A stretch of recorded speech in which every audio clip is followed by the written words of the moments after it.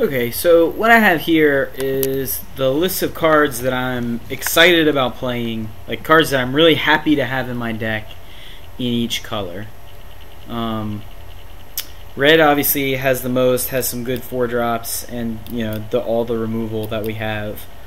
The cards up here are just kind of okay. I was thinking only Fireball could trigger Spitfire, but I do also have 2 Outrages, so I guess Spitfire can come down here. Like, it's fine as a 1/3 flyer. If you can trigger it even once, I think it's pretty good. The black cards are all much better than the blue cards, except for the ones that cost double blue. So, like for instance, Scroll Thief, Augury Owl, like they're fine, but they're not really reasons to run blue. At the same time, even if I include like these black cards and maybe like Goblin Piker or whatever, and cut all the blue, then I'm still going to be way short on playables. I think I don't have a choice but to run all 3 colors here. So, I'll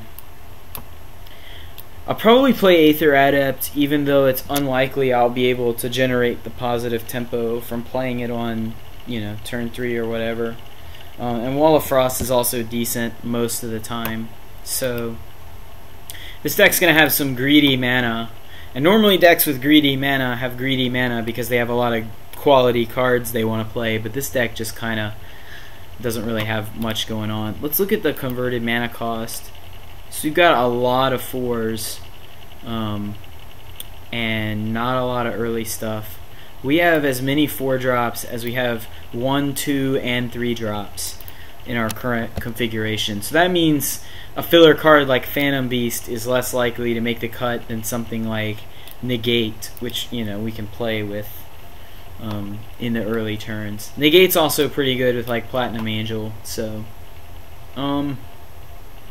Harbor Serpent gets worse when we're not really dedicated to blue as a color, because and so does Wall of Frost, because well, for different reasons. Harbor Serpent, it's very unlikely we'd be able to trigger the attacking condition on our own, and Wall of Frost is bad because if you can't play it early, like turn 6 when you finally draw your second island, is far too late for a defender creature. I'm probably just gonna cut this, and then there's something like Negate.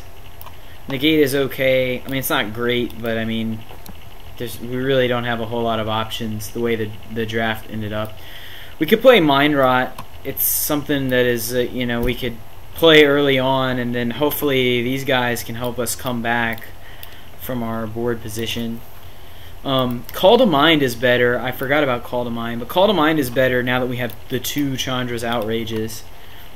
So if we sort all that out, we have 23 playables. Maybe we won't play 2 Mind Rots. I'm not really sure, because we might want 18 lands in such a slow deck, and in a deck that's going to lean so heavily on stuff like Platinum Angel. We'll probably get away with 17 land though, because we can operate on 4. It's not like some of the other decks we've had. So we sort by color. There we go. Yeah, this is kind of not what you want. You don't want an even distribution of color cards, because then your mana base has to get a little goofy, even with Terramorphic Expanse's help. The good thing is we don't have any double black cards, so we can probably get away with only 3 or 4 swamps, given that we have a Terramorphic Expanse. Let's see what Moto thinks.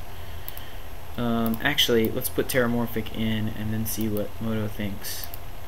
5, 4, and 7. Yeah, that's kind of my feeling as well. I mean, for Aether Adept, I'd like to have 6 islands, but I guess we could cut Aether Adept and play the Nether Horror. It just seems so bad. Plus, all our blue stuff is cheap.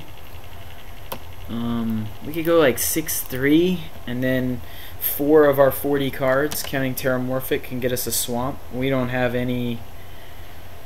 Yeah.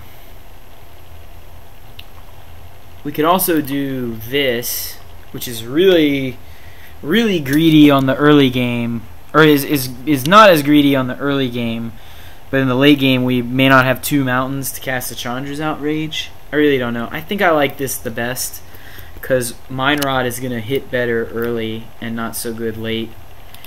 One last check over converted mana cost. Is there anything we'd rather play the Nether Horror over, like maybe over one of the Minotaurs? I think we're gonna need to be able to block, and Minotaurs block, you know, 2 3s and 2 2s or whatever. Gravedigger and Chandra's Outrage don't really have to be played on turn 4, so yeah, this deck's pretty bad. I would be surprised if we got out of the first round with it, but that's why you play the game, so let's see how this does.